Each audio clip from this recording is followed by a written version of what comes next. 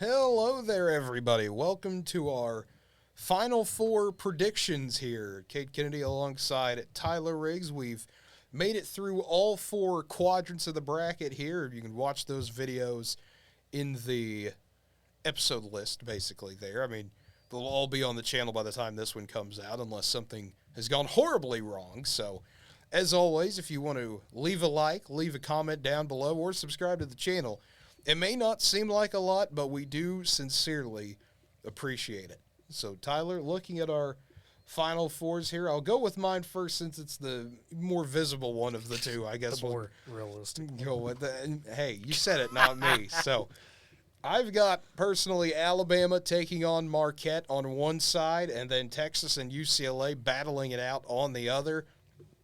Alabama-Marquette, fantastic ball game I think this will be. But at the end of the day, I like Alabama to get the job done over Marquette. And I think that it'll set up a national championship game between Alabama and Texas. I think Texas beats UCLA. I think that injury factor finally comes in for the Bruins there after having to gut it out against just tough game after tough game down there. I think it gives us this Alabama-Texas battle. And at the end of the day, I hate saying this, Tyler, I think Texas wins the national title. Wow. I Folks, think the Horns win it. True red-blooded Sooner fan just absolutely crowned Texas as the champions. Yeah. It's a moment in history. And, Cade, just based off that, I know that's not my Final Four, but looking at that Final Four, I can't blame you. We talked about it with Texas. This team looks mean right now. They look scary, and just the job that has been done to get them to that point is fantastic. They're senior-led. They're deep. It seems like they've got the complete package, and it feels like right now, at least going into the tournament, they could go toe-to-toe with anybody in the country. It really does. It's one of those that it's concerning to me how little Texas has been talked about. Yeah, they're not getting any buzz. We've heard about Alabama, we've heard about Purdue, we've heard about Kansas, we've heard about Houston, UCLA, the likes there. Texas is just sitting here. Like we've talked about, and if you watched our Midwest bracket video, you heard us mention it.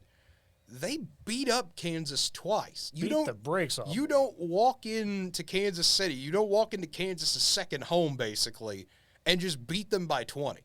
Nobody does that frequently. And Texas did it twice. The problem with that is, too, I think people are dismissing it because, the second time especially because of Bill Self being not there.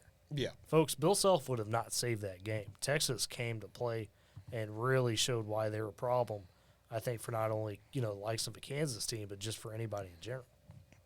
And that brings us to your bracket, Tyler. If I remember correctly, it's Arizona, Marquette.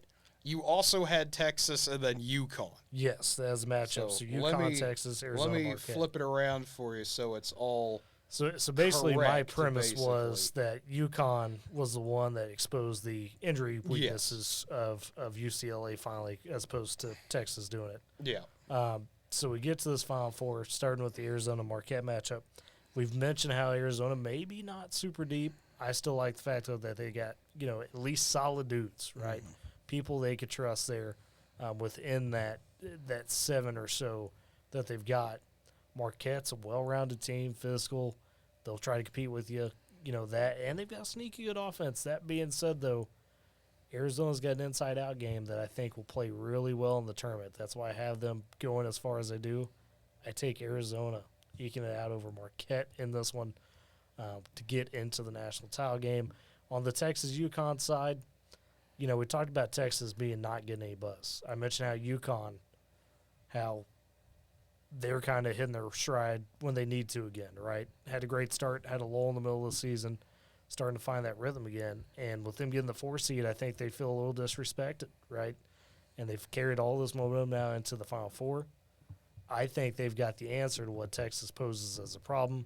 We mentioned that 1-2 punch of Hawkins and Sangano, and those two guys, again, I think are just the X factors. They carry UConn to a national championship appearance over the long court, setting up quite possibly the weirdest final, I think, out of any top 4 seed group of UConn and Arizona.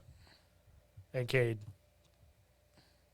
again, for Arizona, the well-rounded attack wins the day UConn, in the end, just doesn't have enough. I don't know how I landed on it, but I got to Arizona today. That's where I feel it's going. Again, this is a rough draft, not the final essay. Maybe it changes, maybe it doesn't.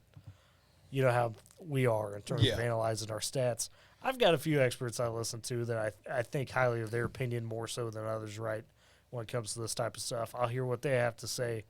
But in the end, folks, I think the ultimate lesson is trust your gut. Go with what the heart tells you and have fun for the weekend. I mean, that's what it's about. Yeah, I mean, it's one of those that, we're not trying to be, the bracket experts. No, I think people who do that for a living at times, unless you really know what you're talking about, which I think most people have a good sense, but unless you're one of those that you have, either the system you've made like Ken Pomeroy has, or someone who has really dug into it and done way more research than anyone should. Or you're around it. So the expert I'm kind of talking about, the one that I subscribe to the most, would be a John Rothstein, right? He's the ultimate college basketball insider.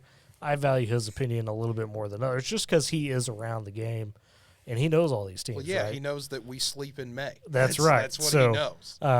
But, unless you're, like you said, one of those guys, I mean, there's just, you might as well go with what you feel is your heart and have fun with it. Yeah.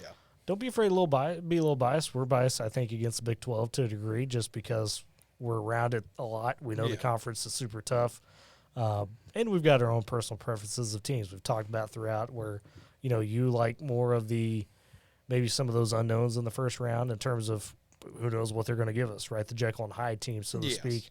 I prefer a little bit more offense than you in a lot of my teams, it seems like, or at least for the tournament. So, find out what you like and roll with it. Sometimes that leads to the best results. Yeah, and sometimes, I mean, I've seen people, they do color brackets, they do based off teams, they literally just flip a coin for every single one.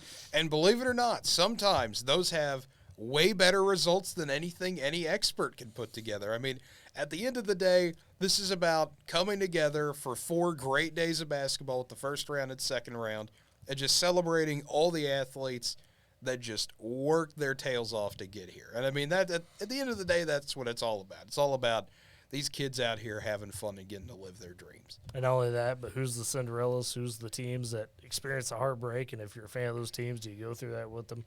So many storylines. That's what makes it special here in March. Exactly. And with that being said, he's Tyler Riggs. I'm Cade Kennedy.